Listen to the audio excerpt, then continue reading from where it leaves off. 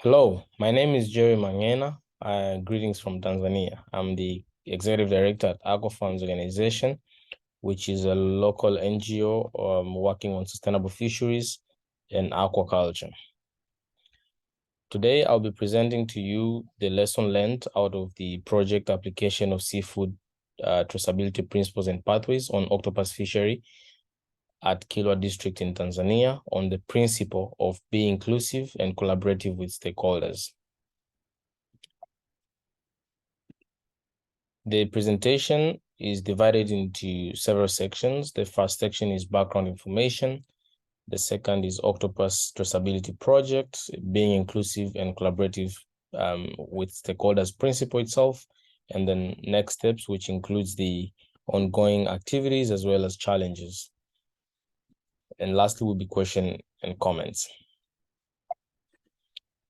So I'll start by just giving a short story about octopus. You can see a picture on a plate that is a well-boiled octopus from Tanzania. It's a very important food to coastal communities, but it's also a very important fishery due to its economic viability.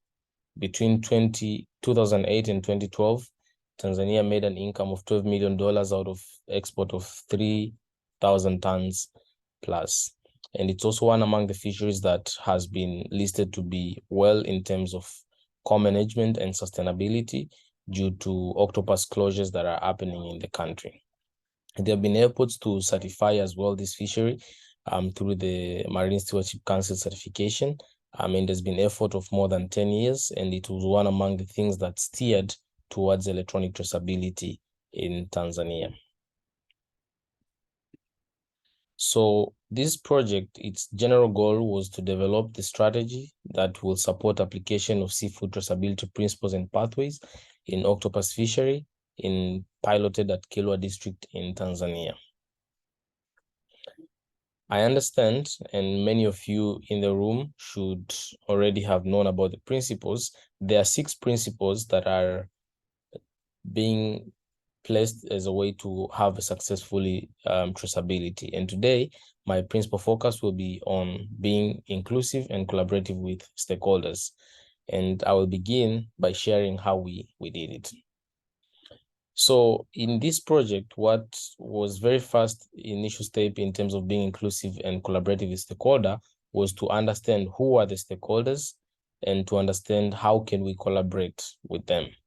So in the process of identifying the stakeholders, we did both virtual and physical meetings. Through the virtual meetings here, we invited both local and international stakeholders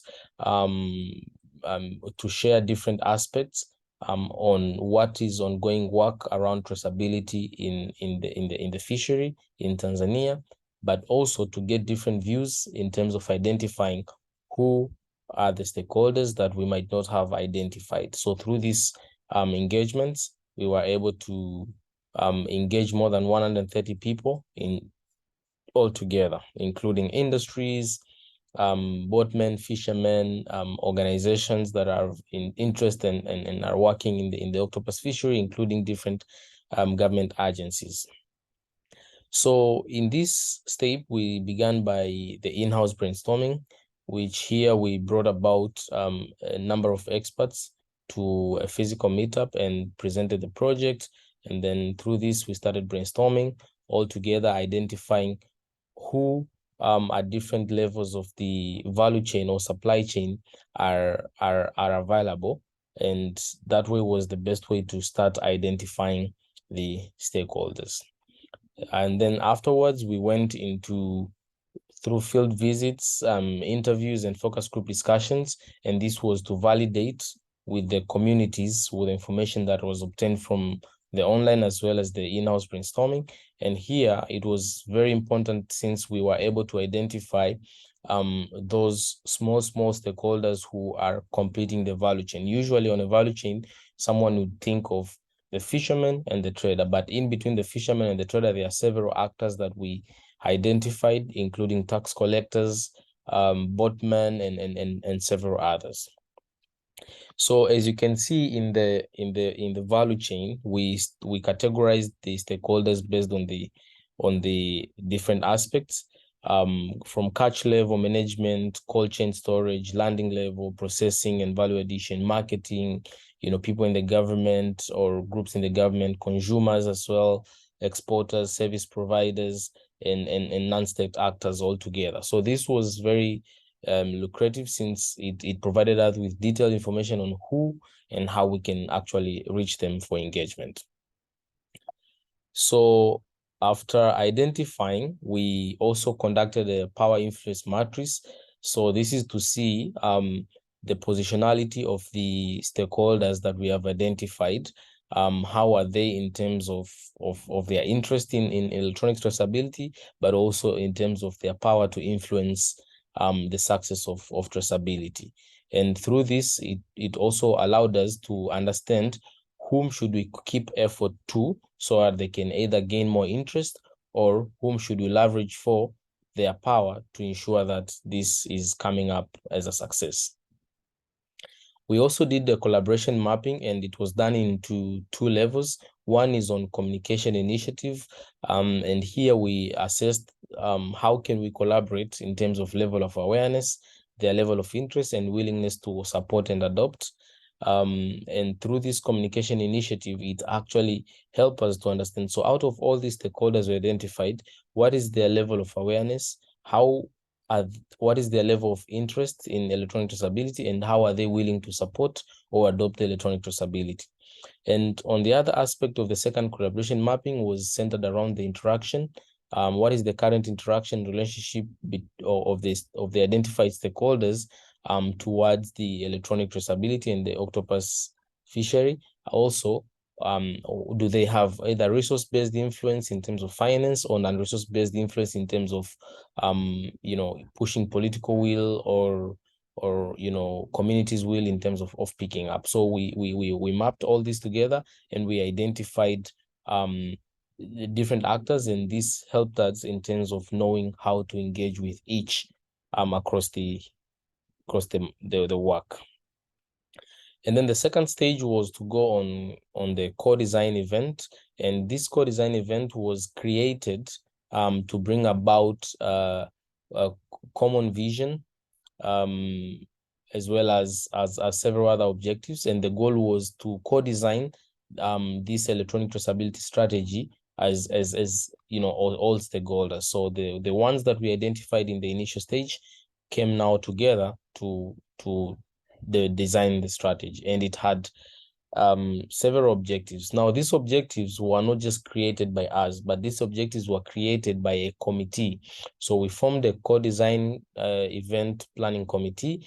That this committee was a representation of almost every stakeholder coming from different institutions and different parts of the value chain, and together decided what will be the objectives of the event. So it was centered around creating a shared understanding, also a shared vision on how are we envisioning the electronic traceability system, identifying the common goals and priorities of the electronic traceability for Kilwa, but also building the electronic traceability network, but also at last making commitment of 3 months and 3 years of their work that will happen after the establishment of the strategy.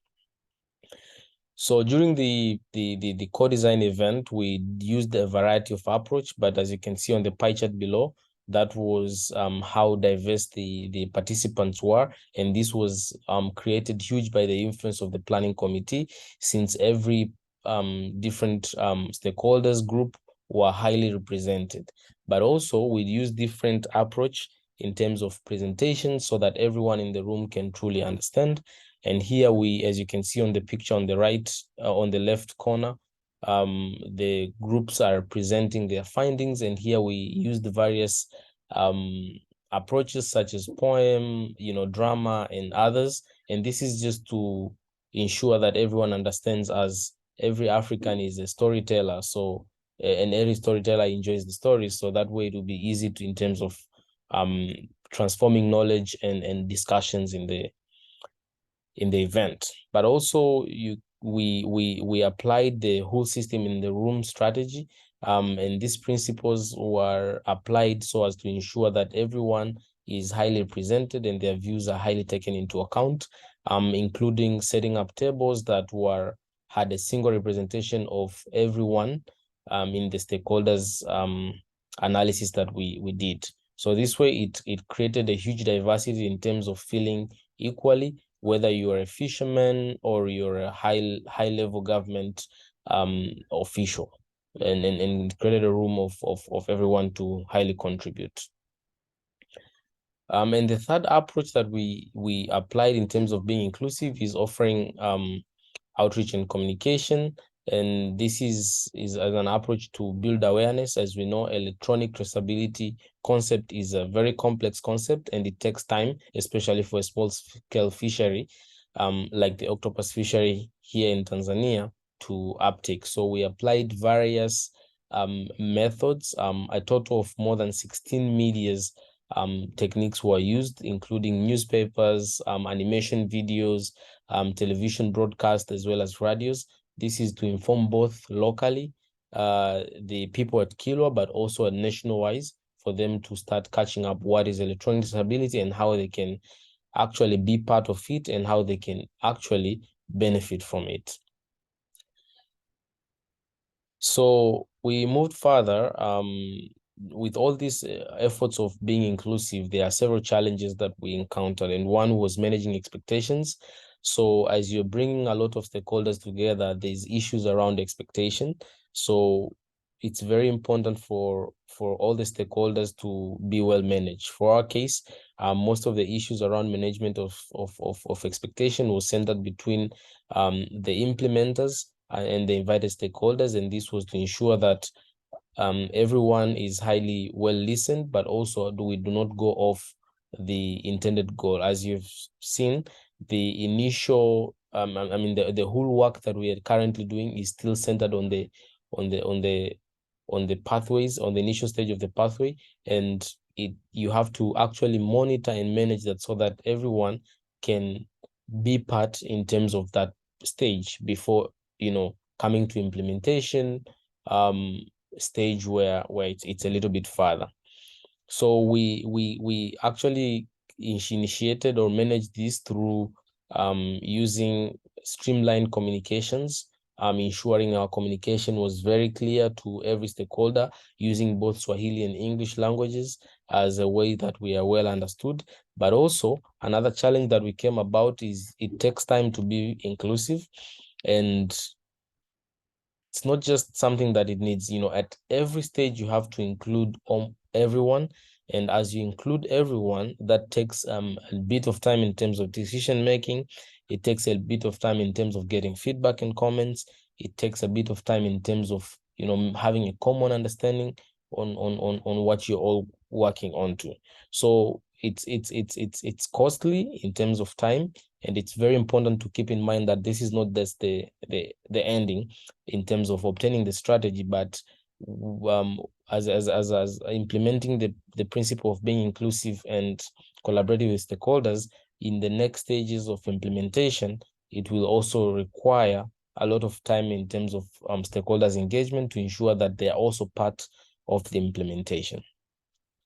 So as I've said, it's time consuming. So now we're in the final stages of having the strategy, and we have a master draft already, but then it will go through a validation process in Kilwa, where several stakeholders again will be invited to validate the information. And here we have key questions that we're expecting to obtain from them, but also ensure that their views are highly represented in the document, that the way they were obtained in the core design. And then lastly, we'll do a dissemination with the government at Dodoma, and here we'll ensure that the launch and the the use of the strategy is in place in the right hands for implementation. In a nutshell, that's it, and I thank you all for listening. Welcome for questions and comments. Thank you.